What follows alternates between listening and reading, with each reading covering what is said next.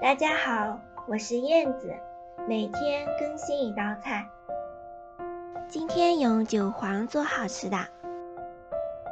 韭黄清洗干净后，用 Hello Kitty 刀切成小段备用。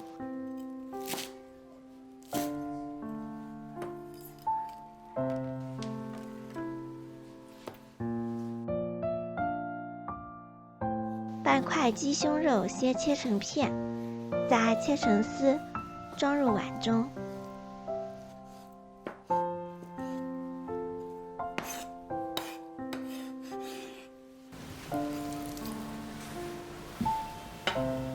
小米椒切成圈，5克淀粉中加适量水，调成淀粉水。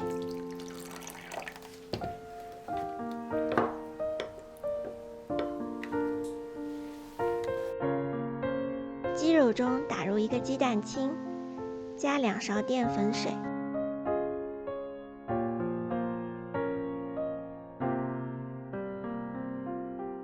搅拌均匀，放一边备用。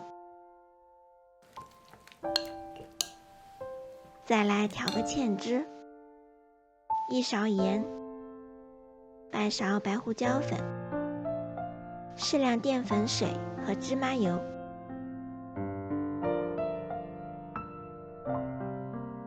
搅拌均匀，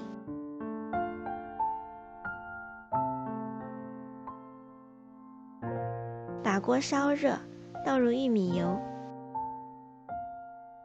放入鸡肉，翻炒1至2分钟。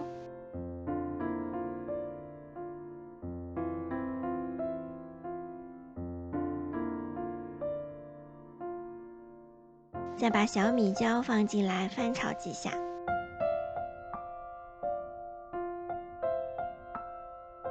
然后放入韭黄，炒至韭黄边软。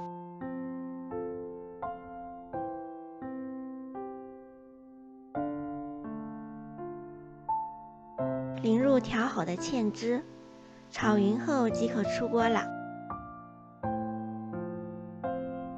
做法也是非常简单。鸡胸肉蛋白质含量很高，脂肪含量却很低。韭黄含有大量的膳食纤维，两者搭配有清理肠道的作用，更适合减肥瘦身。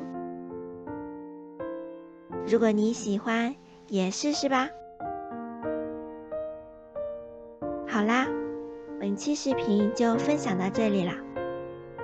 喜欢我的视频就关注我吧，每日为您更新一道菜。